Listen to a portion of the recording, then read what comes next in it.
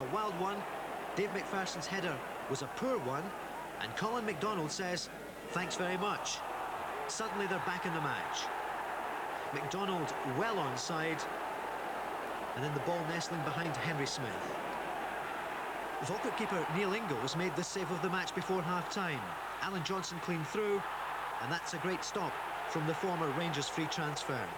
Alan Johnson really was in magic form for Hearts. Watch this mazy run. And it led to goal number 3. A perfect cross for John Cahoon. The header.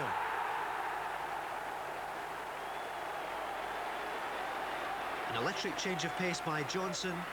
And Cahoon notching his second goal of the game.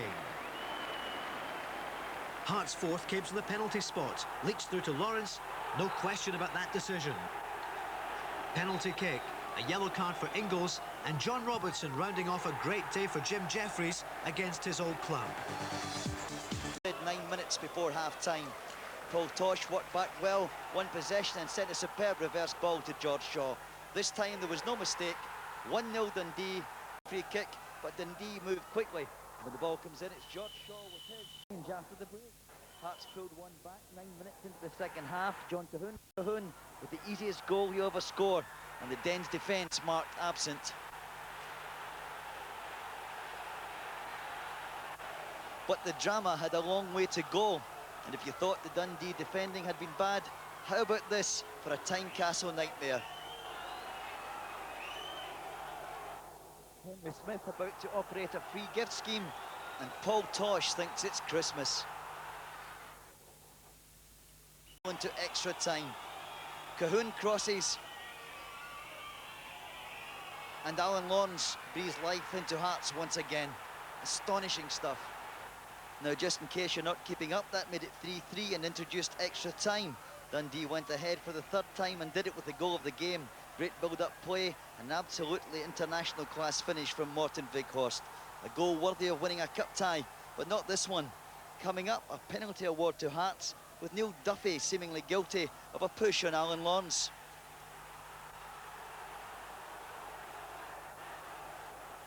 At the end of it all, John Robertson weathered the pressure, made it 4-4, and his spot kick took the tie to a penalty shootout. That shootout was as dramatic as the rest of the night. At 4-4 in spot kicks, Willie Jimison hit the post, and that left Vighorst with this to put Dundee into the semi-finals. Mission accomplished, but breathtaking entertainment all the way, with Hearts making a major contribution. Still no scoring here as Hagan gets a touch. This is Robertson. If he could get one this afternoon, he'd be a happy man. He tries to play it back to Hagan. Still Hearts pushing forward, the ball comes off the post. Halton. John Robertson getting a little touch there across the face of goal, and it was Tweed who got it away. So Robertson popping up on the near post there and causing Hibs problems.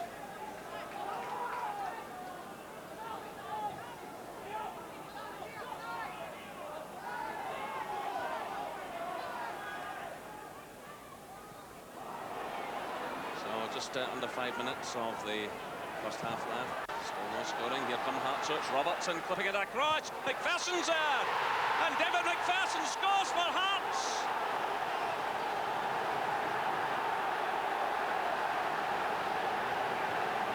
Well, David McPherson looking at the far post and picking his spot beyond Jim Leighton. Well, John Robertson, who's always such a thorn this Hibs side, providing the cross, and David McPherson not picked up and picking his spot. Great play by John Robertson.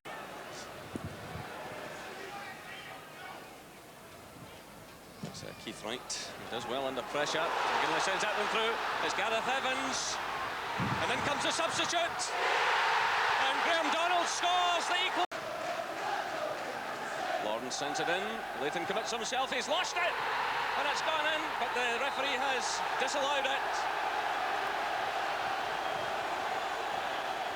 The referee immediately signalled no goal. Leighton was challenged in the air. Here, John Miller he really just tries to get a body check on him. Well, the breathe a sigh of relief after that goal was chopped off. It's still 1 goal apiece here at Easter Road. And Gary Mackay is being called across for that challenge, and it's a red card.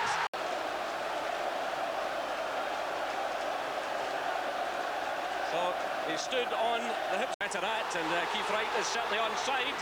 It's Wright taking on Winnie, teeing it up, and Pat McGinley scores for Hibernian. That's a minute of stoppage time played as Nelson plays a high one forward. McPherson's still up there. Little stumble there by John Cahoon. He's showing persistence. He's got the free kick. So Hearts battling right to the end, and some nerves starting to show among the Hibs players. Again, everyone's pushed forward. Well, when Robertson's inside the penalty area against Hibernian, anything's likely to happen. There's Robertson getting a little touch. Robertson trying to get in the shot. Oh, he's done it! It's unbelievable from John Robertson. He's done it again, and he's set a new record. That's his 23rd goal against Hibernian. And it's a new record for John Robertson, 184 league goals. He overtakes that other Hearts great Willie Bald in the most dramatic circumstances here at Easter Road. Well, he's punished Hibs down through the years. He got in a little touch there with his head. The ball broke back to him. There didn't seem to be any way through, but then he found the opening. A tremendous goal by John Robertson. Marvellous finish from John Robertson. They gave him a yard just before the corner kick, and they nearly punished him then, and they haven't learned a lesson. Hibs defence there. And there goes the final whistle. The most dramatic ending here possible at Easter Road. John Robertson does it again. The Hibs. Billy Dodds had put Aberdeen one ahead. With the through ball, and Robbo picking up where he left off against Hibs. Aberdeen were to claim the points though. Glass with the free kick, and Scott Booth. Now, well saved by Thompson. So Hearts were in the mood. It was going to be a busy afternoon for Thompson, and he could do nothing to stop the home side taking the lead moments later. John Miller, the man who scored. And 2 minutes after that, the home support was on its feet again. Poynton's deep cross, Cahoon's knockdown, and Lawrence diving header. Hearts 2 up. Now that is something to celebrate at Tynecastle these days. Rovers rarely threatened in the first hour, so it was something of a surprise when they actually scored. Ali Graham giving the visitors something to shout about at last. But any hopes of a comeback were dashed 3 minutes later. Robertson off and running. He beat the offside trap. He rounded Thompson, and from a difficult angle, he made it 3-1. That is a great finish, though. Rovers' minds were clearly on Europe and Bayern Munich. At least Scott Thompson was showing some sort of form. He denied Hearts twice there. But he couldn't hold out much longer. There aren't too many keepers in the game right now who could have stopped this drive from Lawrence. A great strike. Hearts really motoring. The points were secure, and all Rovers could do was limit the damage and restore some pride. Poor Hearts defending, allowing substitute Steve Crawford to make the scoreline more respectable. In the dying minutes, Hearts almost rubbed salt into the wound. The thickness of the post, all that stood between them and a fifth goal. It remains 2 minutes gone, so Hearts get something back. The challenge went in there from Ian Durant. Miller stepped away from him. And then he set the ball right into the top corner. Fine finish by him. It's his second goal of the season. It's Rangers 3, Hearts 1. After recent poor performances, the Jags were buoyed by their win last weekend, but they found themselves down after this crazy moment. The backflip from Robertson, the own goal from Derek McWilliams. The luckless McWilliams putting the ball past his own goalkeeper. And it was almost 2. Watch out for some stylish play here by little nipper Alan Lawrence. Good stop by Nicky Walker. Thistle did have a chance in the first half, and it came from Andy Gibson. Shrugs off the challenge. Inches past the post.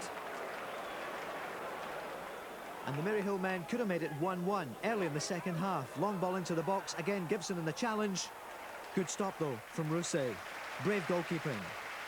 Hearts then began to take a grip as the half proceeded, and they were looking for goal number 2. And John Robertson began to get in the mood. Finds space in the box and tries to curl one past Nicky Walker. Robertson again involved in this move.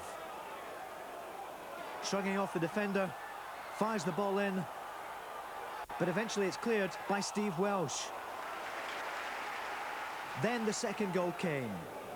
The short corner kick, the ball lobbed in, and the head of John Miller getting above the defence, and Nicky Walker to make it 2-0 for Hearts. The points were wrapped up shortly afterwards, and little John Robertson was involved in the edge of the box. He got the deflection, it fell for Elskison, and the new boy scores in his debut. That's how it finished. He started well here. Alan Johnson, but a good save by Lekovic. The Tynecastle side have been carrying a greater goal threat since the introduction of the Foreign Legion, and the big Swede Hans Eskilsson scoring in his debut last week and also getting off to a great start here. Kilmarnock then started to come into the game. A well-timed pass from Colin McKee through to Paul Wright. 1-on-1 with Rousset, the Frenchman narrowing the angle. Hearts back on the attack, and the New Look side adopting the continental passing game. Through for John Robertson, Lekovic, the equal to the shot. While Hearts played the short passing game, Kilmarnock preferred the direct route to goal. The first real chance after the break falling to Paul Wright. Once again, Rousset the hero. Hearts continued to try to play attractive football, and eventually it paid off. A good three-man move, started and finished by Gary Locke. The skipper's through. He did well. That's his first goal for Hearts. A moment he'll cherish.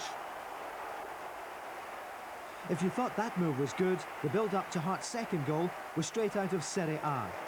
A great move down the left, releasing Stevie Baggio Fulton. His perfect cross finding Eskilsson. The shot turned into the net by John Robertson. Who else?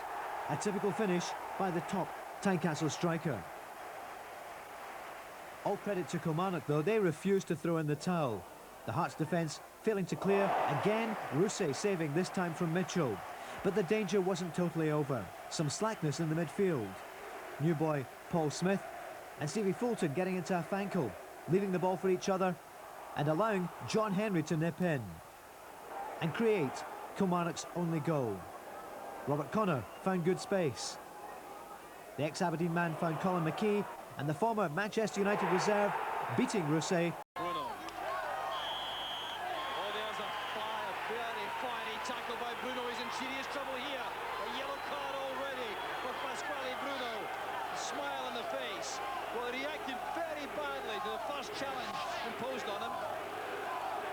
He acts very calmly there, but look at that challenge. Is it way over the top? And certainly something that can be tolerated around the stadium. Typical derby atmosphere. Eskilsson. Here's Locke.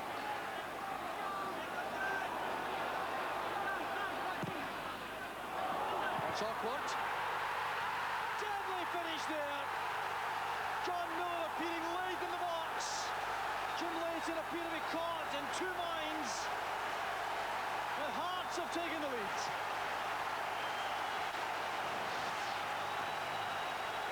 It's a good ball into the box from Gary Locke. There you see a little bit of hesitation from Jim Leighton, the defender, and it allows the forward to nip in there and put it.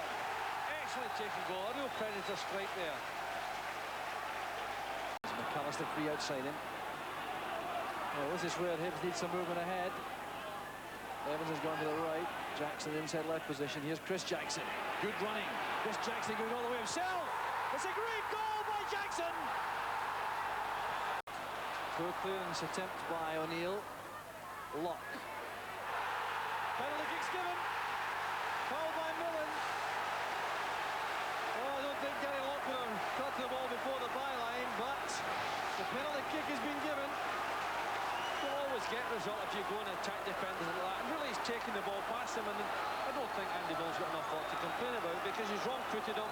He slid in when the ball's going behind him, and I think the referee's right. Well, I must confess, look at Stonewaller. Very rash tackle by an experienced defender, Andy Millen. Kenny Clark had no doubt, and John Robertson now has the chance to continue his 100% record on the spot this season. He scored twice in 2 attempts, total of 6 for the season, and this would be his 24th. So Robertson against Leighton, international teammates.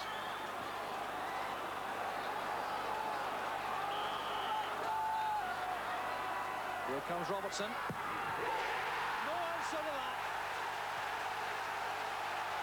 The power was too much for Leighton. And a bit of trouble there. 1 or 2 spectators on the field, immediately removed by the police. Yeah, it's a well-struck penalty kick. We're very composed, very assured, and really it gave Jim Leighton no chance. Jim tried to upset him, obviously, but pass, Tweed getting up there to win it. Yeah, a real physical challenge after losing out to Fulton. Tweed stood up well again. Here's Fulton once more. Crucial phase in the play. Here's John Miller with Johnston outside him. That's a great ball by Johnston. Completely deliberate, looking for a far top corner. That was a stroke of genius. Lovely imagination there, knew exactly what he wanted, gets the bend on it, and oh. Gone, Andreas Thom through in goal. He goes down in the box. Gilles Rousset says it was a dive. Referee McCluskey disagreed. Judge for yourself in the replay. The German going down, Rousset far from happy. That will land him in trouble with the SFA. John Collins putting Celtic 1 up. But before anyone had time to settle after half-time, Hearts equalised. The Italian, Pascal Bruno, beating Marshall in the Celtic defence. And the celebrations, well, shades of Serie A. Celtic stewards not too happy. But then John Collins took control of this match. Celtic playing some great flowing football. Collins, McStay and Donnelly involved, and eventually he makes it look easy. No chance for Rousset. Celtic 2-1 up. And here's a man at the top of his game, getting a hat-trick. No problem for Collins. Joint. Not too much goalmouth action in the first half hour until the game exploded at this point. Stevie Crawford latching on to Ali Graham's header. Brought down by Neil Berry. Looked to be outside the box, but the referee said it was inside. Neil Berry was the last defender. He was shown the red card. So the penalty kick converted by Danny Lennon. Just watch Rousset there. The Frenchman far from happy. So 10-man Hearts trying to get back in level terms. Watch for John Robertson here. But Sinclair with a mistake, but Robertson took too much time in the ball and the chance squandered. Into the second half and more controversy. Watch for Pasquale Bruno. The flying elbow there. Play on, said referee. The long ball for John Robertson. He's through on goal. He's sent tumbling. Another professional foul. So will it be red again? It's the new boy Mark Humphreys, but he gets away with the yellow. But the controversy didn't finish there. Pocock was unsure. Was it a free kick or a penalty? A quick word with the linesman, and he says a free kick. The replay shows it was the right decision. So what could Hearts do with this? Watch this one, John Robertson. 1-1. Great strike from the Scotland strike man. And it's level terms. At this stage then, it's hard to believe Hearts were the side with a man short. Robertson with that chance to put them 2-1 up. Then 14 minutes from time, Hearts were reduced to 9 men. Gary Locke and Tony Rougier going down in that tackle. Didn't seem to be too much in it at all, but the referee didn't think so. Red card for the Hearts skipper Gary Locke. Down to 9 men. To make good progress after illness. And less than a minute gone at Pittodrie, Aberdeen were 1 up. New boy, Dean Windass. Not a bad finish at all. Aberdeen going for 3 home wins in 8 days. Windass making his mark early in this game. And the Dons tried to build on that early advantage. Midweek hat-trick hero Joe Miller crossing for Dodds, and he wasn't far away there. Rousset not happy with his defence.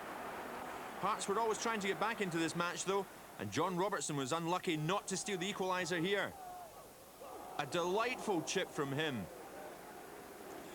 Now, Roy Aitken made it clear he wants youngster Stephen Glass on a long-term basis, and he's just signed him up on one. A great try from him. Rusey at full stretch, off the post. He's got some digging on this youngster.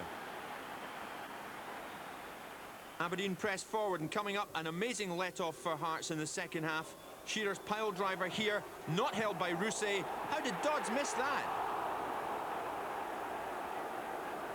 Only he knows. The Aberdeen home support on their feet, and somehow he knocked it wide. And this was just as bad straight after that. Watch Dodds inside the box. The goal at his mercy, but he missed again. And that seemed to fire up Hearts. And a great equaliser coming up from Johnston. Often running down the right. He had space here, but he took his time, played a 1-2 with Cahoon, and rifled it past Watt. Hearts right back in this match. In replay, this was a well-worked move and a super finish from Johnston. And then Hearts promptly went back down the field and won this match. Cahoon involved again, this time he finished it. A great goal. 2-1 to Jim Jeffries' men. In replay, look at that finish. Hearts thoroughly deserved the victory. Good play by John Miller. This is Johnston. Good chance on the run, and the opening goal for Hearts. Scored by Neil Poynton.